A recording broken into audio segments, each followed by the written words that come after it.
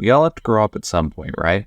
It may seem ridiculous, but I realized this when the sequel for Jak and Daxter: The Precursor Legacy was released. It was only a 2-year gap between games, but this was a lot for me to handle at the time. Jak grew a soul patch, he's cussing now, and oh my god, there are titties in this game? I want to squeeze them! What was a poor kid to do, other than binge it for hours on end? It's funny to play Jak II now because while it is, quote, edgy compared to the last game, I would still let an 8-year-old play it.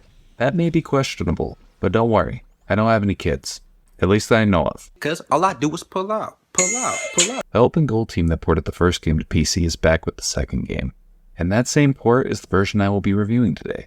From my understanding, the port is still technically in beta, but I've played through it twice with little to no issue. It's crazy how an independent team can port a game better than a studio with AAA backing. Of course, that's more of a comment on upper management than the lower level developers. But enough pontificating. Let's talk about the story. Are you Dorn? Maybe this guy's a mute, like you used to be. New faces make me nervous. Word is you're out to join the fight for the city. You know, picking the wrong side could be unhealthy. Jak II opened shortly after the last game. It seems like Jak and Daxter have been helping Kira and Samos develop some sort of portal. They turn this device on and terrible things start to pour out of it. In a panic, the crew thrust themselves into the portal, sending themselves to a different reality, or time. No spoilers. Jak gets captured by the local fascist police force, and after 2 years of forced dark eco injections and torture, we have the end of our first cutscene. It's crazy how much the tone shifted from the first game. In the Precursor Legacy, Jak was more of a small-town hero. Everything was lighthearted, everyone was happy to see him, and now we're being hit with the edgelord hammer. What happened? Jak works for a resistance force while dealing with some sort of crime syndicate? Also, he can achieve the goal of killing the leader of Haven City, Baron Praxis? It doesn't feel like Jak wants to do anything for the greater good. He just wants blood. Sure, he will grow as a person later, but what happened to the lovable mute of the first game? I'm gonna kill Praxis! Alright dude, I get it. Luckily, Daxter still maintains his comedic demeanor. Otherwise, I may have started smoking cigarettes to cope with all of this.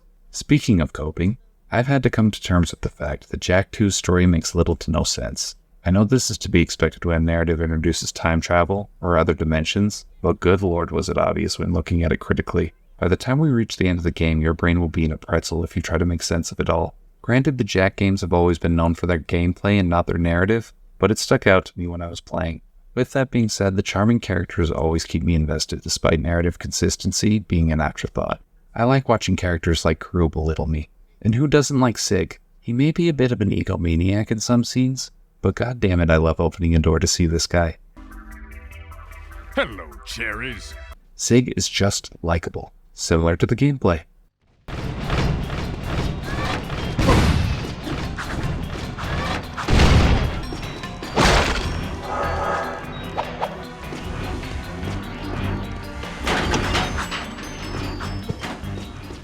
The tone wasn't the only thing to go through puberty. The gameplay also had some dramatic changes. Before addressing that, let's address the things that stayed the same. While the hand-to-hand combat remained unchanged, Jak is still able to roll, punch, and kick his way through most interactions. The platforming has also largely stayed the same, and Jak II has plenty of sections to prioritize this while navigating the semi-open world. When first playing this title, I remember being nervous that it was going to be just a shoot-'em-up. And while Jak II does prioritize the shooting, I'd still categorize this game as a platformer. If you played the first one, you already know these mechanics are good. So what about the new stuff? When you first boot up, the impression you will have is GTA clone. Jak II does more to separate itself from that label, but in layman's terms, that's what players can expect. There's a world to navigate with missions that will be displayed on the map in the bottom right-hand corner. Finish these missions as they are given to you, and in about 10 hours or so, you'll be looking at end credits. The map players will inhabit is big, but it's not the mission variety is more vast in comparison, and you can expect to navigate gunfights and racing events along with many interesting areas. Some of them are in the new dystopian style of Haven City, while others remind me a lot of the previous game's locations. I appreciate that while Naughty Dog had an identity crisis with this IP, they didn't completely forget what made the previous game great.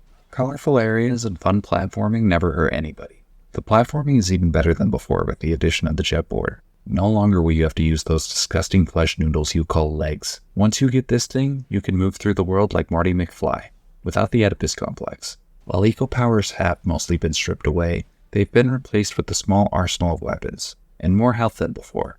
Not only that, Jak gained the ability to become a dark eco-fueled killing machine. You'll need all these tools, because in my humble opinion, this is the hardest entry in the series. Playing it again in my 20s has led me to the conclusion that Jak II isn't as hard as I remember, but it's still ball-busting. I've completed the first and third game countless times, but I've only completed Jak II 5 or so times in comparison. Why? Well, it's because of missions like... Or maybe it's due to... Quiet, here comes Pretty Boy. I got completely filtered out of this game as a kid. The checkpoints can be harsh, sending you back to the very start of the mission no matter how far you progressed. And if it wasn't for my dad, I don't know if I would have finished it back then. That's partly because I was using the weapons incorrectly. You see, there is a large variety of enemies in Jak II. Enemies that fly, hop, and shoot at you. Not only that, you'll have to fight a few bosses along the way, so you must come at each of these encounters with the appropriate tool for the job. You have a total of 4 weapons, and all of them behave differently. One is a shotgun, the other 3 are a single-shot rifle, a Gatling-like machine gun, and my personal favorite, the Peacemaker. I mean, this weapon does shoot balls of peace downrange. Somehow the aiming of the guns feels very loose and rigid simultaneously, if that makes sense. You shoot based on the red dot that comes off of each of your weapons, and they kinda just lock on when you look in the general direction of an enemy. You end up getting the hang of it, but I'd be lying if I said it wasn't janky. If all else fails, you can just turn into Dark Jak if you've accumulated enough Dark Eco from killing specific enemies. This tool is awesome to begin with, but if you collect enough glowing metalhead piece gems, you can upgrade Dark Jak to be even more ruthless. Speaking of upgrades, the precursor orbs make a return, but they are much more rare than they were before. They can be found throughout the game world, or you can complete side tasks to earn more of them. Once you accumulate enough, they can be used to unlock secrets or bonuses. Some secrets are like Easter eggs, but others unlock new mechanics, like new gun courses, unlimited ammo, or a higher difficulty mode. While recording this, it's become apparent to me that the endgame content can be found with these orbs. So if you're a completionist who wants more out of Jak II than just the main story, be sure to pick these up. I'd like to close the gameplay section of this video by talking about the local law enforcement of Haven City. The Crimson Guard is handled better than any police force I've ever seen in an open world game. I say this because they are the best brand of fascist. They don't care about any crimes you commit unless it affects them. Steal a civilian's hovercraft, discharge a weapon in a crowded street, gently brush against them while on your hoverboard. Freeze! Something else that I love about the Guard is that even if they're chasing you, that doesn't prevent the player from starting a new mission. It's so infuriating when a game makes me lose the fuzz before I can do anything. So game developers, please, take notes. Write that down, write that down! That's all I have to say about the gameplay. What's going on with the presentation? Ding ding, 3rd floor. Body chains, roach food, torture devices. Hey buddy, you seen any heroes around here? Whoa, what'd they do to you? Jak, it's me, Daxter. We've reached the peak of Jak II's edgy transformation. Haven City is the primary location players will inhabit during their time with this game, and it's drab to say the least.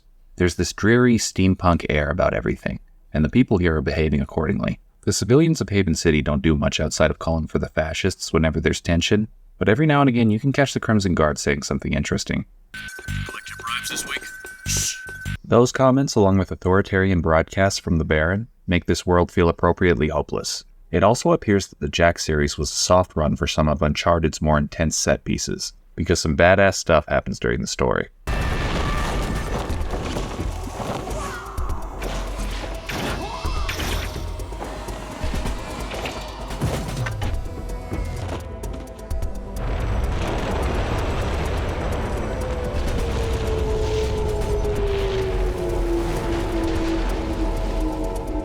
Yeah, I guess you guys are in. While the graphics do show their age, I'd be lying if I said the cartoonish art style and exaggerated facial animations from our characters didn't bring a smile to my face. Also, I love the voice performances. With the exception of our lead. I can't believe I'm saying this, but Jak's performance is kind of mid. Now, I don't think it's entirely the voice actor's fault. As I mentioned earlier, Jak has one note for most of the game, and that note is rage. Unfortunately, rage sometimes comes off as teenage angst. While I was editing this video, I actually found out that Jak is 17 during the events of Jak II. Yeah, this guy right here is 17. I guess the angstiness is on brand then. Still annoying. 17? Really? The last act of the game kind of fixes this complaint, and in the grand scheme of things, it's not a big deal because Jak gets more to work with in the third game, but it still left me wanting. Such a shame. But what can be said about the soundtrack? While it may not slap as hard as the first game, I still love the music on offer here. I wasn't going to review this game right away, but when I started testing out my ISO file on the OpenGoal launcher, I couldn't help myself when I heard the main menu theme.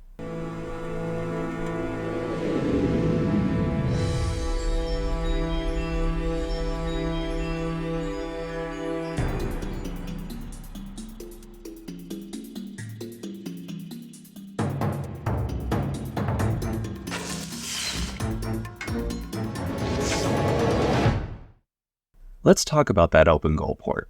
Like I said earlier, the port is still technically in beta, so I ran into a couple of hiccups with my first playthrough you probably won't see on the PS2 or PS3 versions. I believe these issues are related to an older game running on modern processing power, because it was mostly related to pop-in. That being said, I only had this when playing on my PC. I literally had no issues running this game when I played through it on my Steam Deck. It worked flawlessly, which is so impressive. Every time I boot up my Steam Deck to play, I feel like Zendaya in that Challengers movie. We all have to grow up sometime, and Jak II helped me feel a little older than when I started. My early years were pretty easygoing, and that honestly made me a bit soft. Now, dude, you're a little bitch. Before Jak, I had never played a game that allowed you to shoot a gun. I don't know how I can say that and still call myself an American, but that's just the truth. I'm not trying to say Jak II made me some hardened badass because that would be ridiculous, but it sure made younger me feel like a rebel whenever someone would say ass. I could barely handle that. You said a bad language word. I highly recommend checking this game out if you haven't. And if for some reason you didn't like the first game, Charlatan. still give this one a go. Enough has changed that it may win you over. Your options for playing it include the original PS2 version, the PS3 HD remaster, the PlayStation Store digital copies, or the beautiful OpenGoal port. The world is yours, friends. That's it for me. And as always, thank you for your time.